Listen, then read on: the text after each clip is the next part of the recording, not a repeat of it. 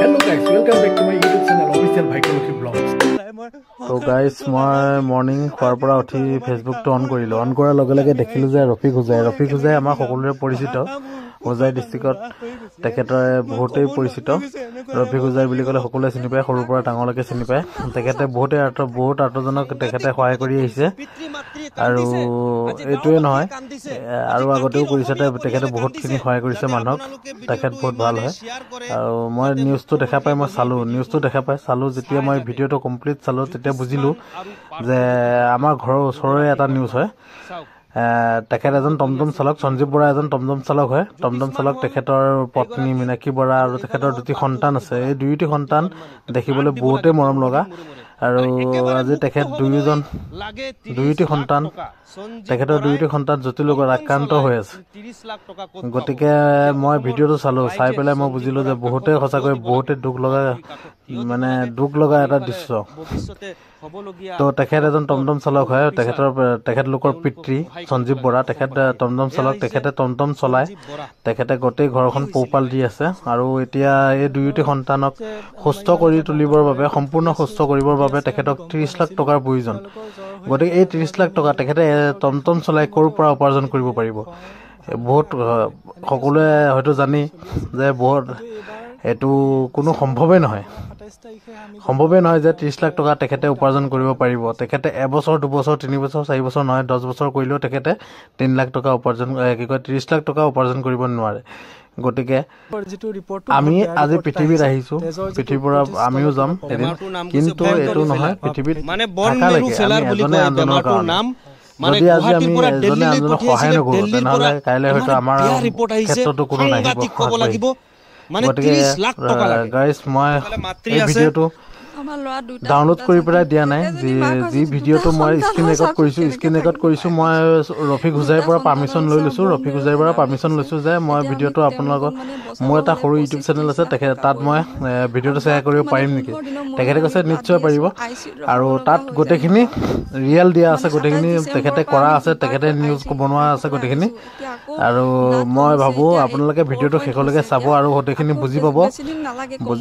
গতিকে আপোনালোকে শেষলৈকে ভিডিঅ'টো চাব আৰু যোনে যিমান পাৰে আমিও ভগৱানৰ ওচৰত প্ৰাৰ্থনা কৰিছোঁ যাতে এই মৰম লগা কণমানি দুটি আকৌ পুনৰ মুখত হাঁহি বিৰিঙি উঠে আৰু গোটেই ঘৰখনৰ কাৰণে গোটেই ঘৰখনলৈ সুখ শান্তি আহি পৰে।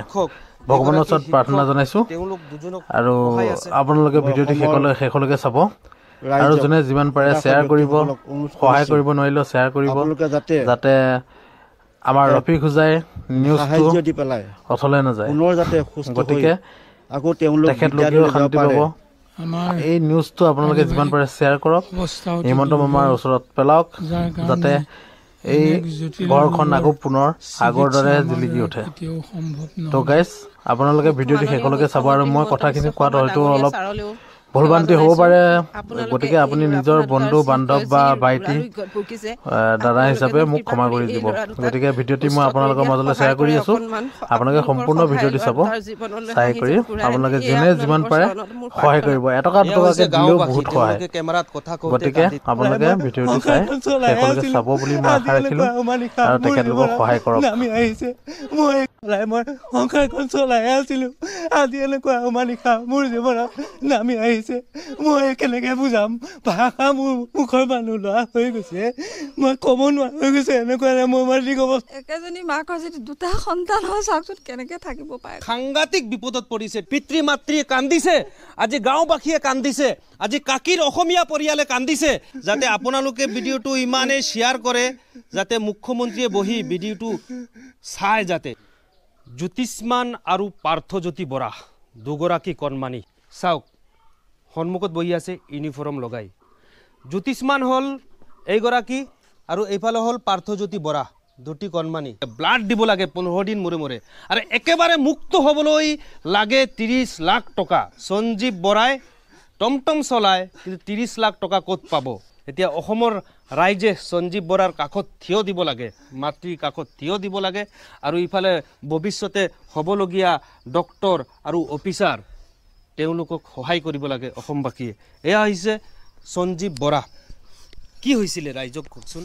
হয় তেওঁলোকৰ যে ইমান এটা ডাঙৰ দুৰাৰোগ্যত ভুগি আছে আমি গম পোৱা নাছিলোঁ তেওঁলোকৰ জ্বৰ হৈ থাকে মাজে মাজে আমি ডক্টৰক দেখাওঁ সেইমতে ঔষধ পাতি দিয়ে খুৱাওঁ ভাল হয় আকৌ হয় এনেকৈ 6 মাহৰ পৰা কণ্টিনিউ চলি আছিলে কিন্তু এইবাৰ এই ডিচেম্বৰ মাহৰ আপোনাৰ 27 তাৰিখে আমি গম পালোঁ যে তেওঁলোকৰ বহুত ডাঙৰ এটা বেমাৰ হৈছে আৰু যদিহে মোৰ ভিডিঅ'বোৰ চাই ভাল পাইছে তেনেহ'লে লাইক কমেণ্ট শ্বেয়াৰ ছাবস্ক্ৰাইব কৰিবলৈ নাপাহৰিব আৰু লগতে থকা বেল আইকনটো দবাই দিব আৰু শেষত তেওঁলোকক সহায় কৰিব বুলি মই আশা ৰাখিছোঁ